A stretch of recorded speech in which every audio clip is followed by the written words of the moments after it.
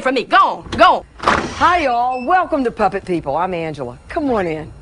Oh, we're really glad you came. I want to introduce you to some of the characters around here. This is Betty. Okay, bye-bye. So, what can I do you for?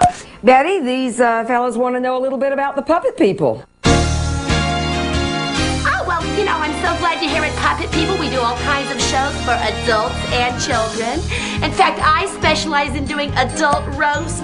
Yeah, and in addition to being a secretary here, honey, I'm also a cyber pinup model. Isn't that fabulous? Oh, gosh, I love being a puppet. Yeah, so come on in, everybody. We're going to have a wild time. Yeah. We're here at the Puppet People Studio in Thunderbolt, Georgia. We're like a mini version of producing an opera. So we don't hire the actors, we have to build the actors. I never realized how many different types of foam rubber there are. As the audiences grew, the interest in puppetry grew, our puppets really needed to be larger. And so we were able to study with different puppet makers to learn different techniques to make larger puppets. Honey, my name is Miss Formica Dinette Washington. That's right, honey, I was conceived in the kitchen. The pots were rattling, the dishes were clanking, and the oven was on. On this wall, these are our people-sized puppets, and we costume them for any theme party or event. So we are constantly recostuming them. This is Tony Valoni, and Tony's like, that's Tony Valoni with a V. Not to be confused with a similar sounding luncheon meat, if you get my drift. And this is Vivian Vondermeer. And she's so very proper, you know. And this, of course, is Ruby Pearl. And Ruby Pearl's favorite person in the whole world is Elvis. Go figure. This is Woody Stockton. He was named after the last party he could remember.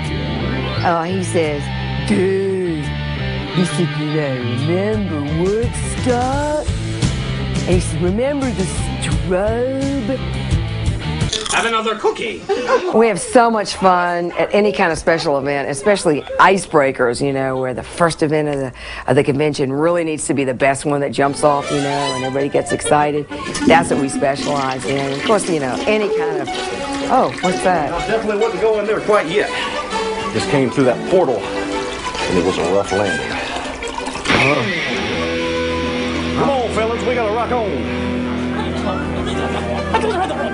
Oh, you know, no telling who might be coming through the portal potty. You never know.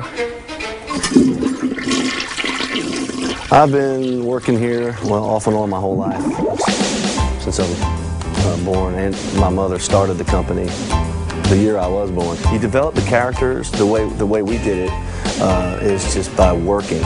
Where you get out and you work. You put on a puppet, you go, you do a job. You're constantly bumping into all different types of people, and they will talk to you. And it's funny, that's the funnest part for me, is to get them to talk to a puppet. You know, because when you have the black hood on and you're behind the puppet, a lot of times they look at your face, but you make sure they, you know, that they're looking at the puppet. And once you get them talking to the puppet, then you got them, and then you start having some fun because you're in their head. The fact that we walk up to you life-size, that's an entertainment value in itself. The fact that I can talk to you as if you're talking to me. You are that puppet, you step into that world, and you see the reactions of the people, and their faces just click on something magic in you. So it's really very special because we know that that person's going to go home and maybe try to describe the encounter that they just had in the mall or at work or wherever they were when they saw one of these puppets, and they're going to have a little bit of trouble, but they'll never forget it.